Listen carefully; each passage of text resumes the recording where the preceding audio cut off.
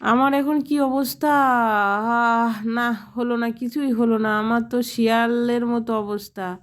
শিয়াল যেমন ব্যর্থ হয়েছিল আঙুর খেতে না পেরে, আমিও বন্ধুরা ব্যর্থ হয়ে গেলাম। খেতে পারলাম না। ফল খাবার জন্য গিয়েছিলাম ওপরে, কি না আমি পেয়ারা পারবো, কিন্তু সেটা কি আমি পারতে পারলাম? দেখো তোমরা পারতে পারলাম কি না। হ্যালো বন্ধুরা, কেমন আছো সবাই? বৈশালী এন্টারটেন 28 পেজে তোমাদেরকে অনেক অনেক স্বাগত।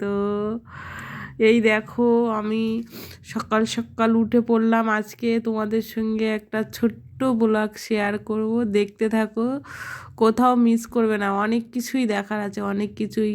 আজকে কি কি খেলাম, কি কি করলাম, তোমাদের সঙ্গে ছোট্ট করে একটু শেয়ার করছি। সেটাই দেখো। এখন আপাতত আমি এই গাছটা দেখতে পাচ্ছ তোমরা, পেয়ারা গাছ।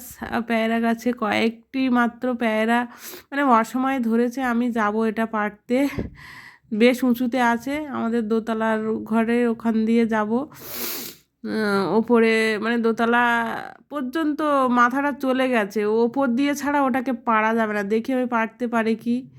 দেখো আমি এসে গেছি। একটা অলরেডি ছোট কঞ্চি ছিল ওখানে, মাথা বাঁধা ছিল, কিন্তু আমি পারলাম না। দেখো এদিকে এ পুকুর থেকে আজকে একটু মানে মাছ ধরা হলো। বলো তো এটা কী মাছ হতে পারে? তোমরা কে কে জানো আমাকে অবশ্যই কমেন্ট করো। দেখো মাছটা দেখো লাফাচ্ছে, হ্যাঁ। তারপরে এদিকে মাম্মা একটু ঘুমাচ্ছিল, তা ভাবলাম ওকে সকাল 8টা, সাড়ে 8টা বেজে গেছে, তা ওকে একটু তুলে দিই। তার জন্য আমি একটু ঘরের ভেতরে আসলাম। দেখতে পাচ্ছ কত খুশিতে আছি আমি, সেজে গুজে একদম।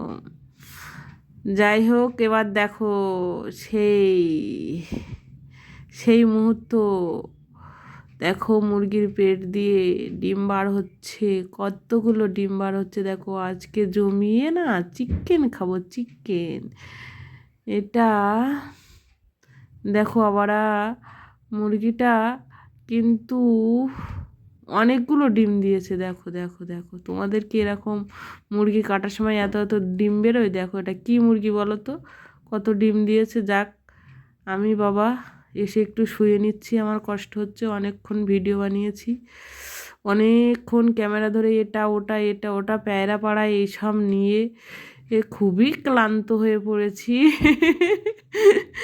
তাই একটু শুয়ে তোমাদের সঙ্গে কথা বলছি। টাটা, কেমন লাগলো অবশ্যই জানাবে।